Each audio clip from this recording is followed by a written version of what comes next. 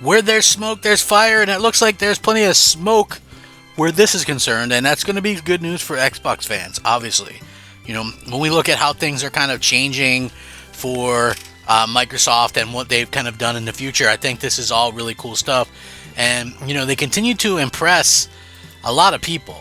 You know, obviously they're not doing some things that, you know, we would all like them to do.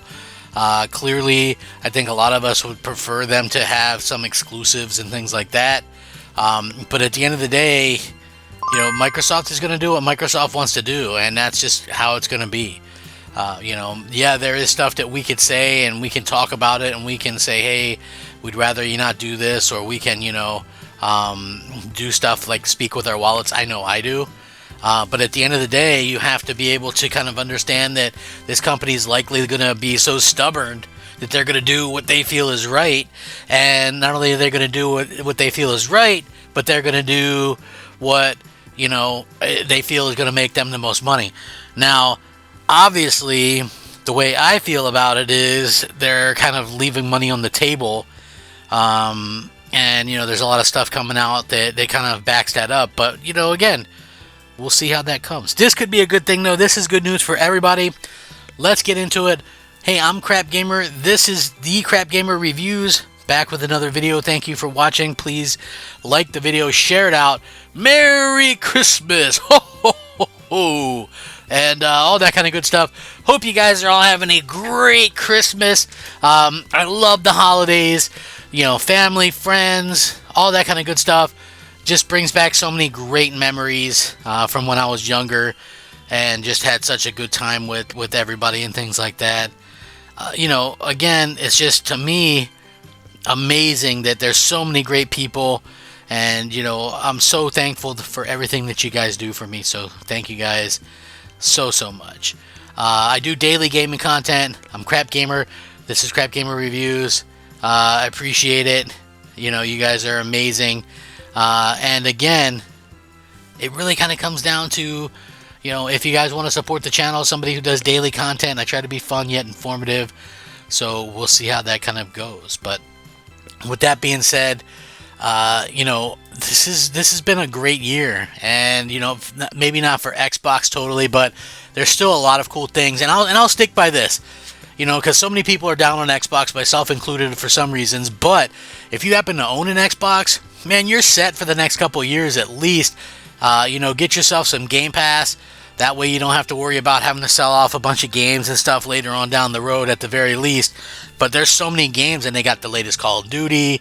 You know, Indiana Jones is a hit in terms of critical hit anyway. But anyway, it looks like there's some interesting games that are heading to Game Pass soon. Some top paid backwards compatible games, which I think is pretty interesting to say the least. But this is the rumor, so take it with a grain of salt at this particular time.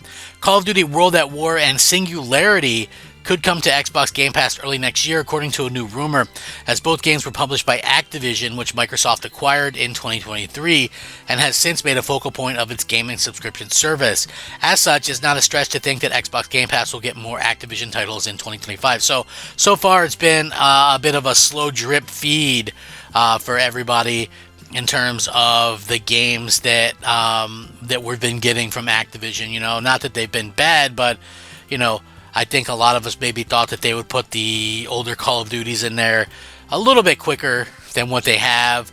You know, I was kind of hoping that, you know, that would have happened so that they could repopulate the older Call of Duty games, which I still find to be the best one. You know, sometimes simplicity is better. You know, things, just because they make things complicated doesn't make it better. Doesn't make it better for everything. You know what I mean? So that's sort of how I look at things. But I know that everybody else can kind of look at things in a little bit different way than I do with some of this stuff at the very least. So, you know, we'll see how that goes. But again, this is pretty cool if it happens. Call of Duty series in particular has gotten a lot of attention on Game Pass lately, as Black Ops 6 was a day one release to the platform, and it's rumored that 9 classic Call of Duty titles could be coming to Game Pass after appearing on Microsoft's store previously. Whether there's true or not has yet to be seen, but now there's word that one more old franchise favorite will be available on the service alongside the sci-fi shooter Singularity, which is a very underrated game. The rumor comes from a leaker on X who accurately predicted Game Pass titles in the past. On December 23rd, pointing out that World at War was on the Microsoft Store, which would indicate a future Game Pass release. According to them, World at War will come to the subscription service around May 25th, the same time they predict Singularity will arrive.